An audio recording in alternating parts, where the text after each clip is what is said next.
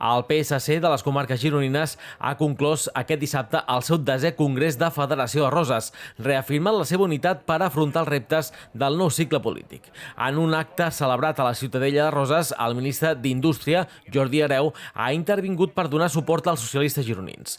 Els delegats han rehabilitat Marc Lamoa com a primer secretari de la Federació i han elegit a Sílvia Paneque com a viceprimera secretària i portaveu.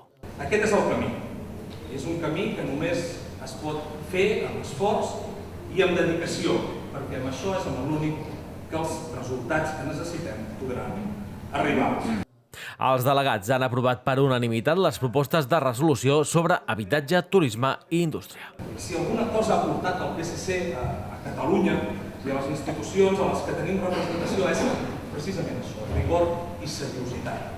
Defugir la victòria, respectar els adversaris, reconèixer els encerts i ajudar a millorar les institucions. I juguem el paper que hi juguem. Aquesta ha sigut la línia que hem seguit aquests anys. Uns anys on no ha estat molt fàcil fer-ho, on la tentació de caure en el crit i l'exabrupte és molt gran. Hem demostrat que sí, que a Catalunya hi havia una altra manera de fer política.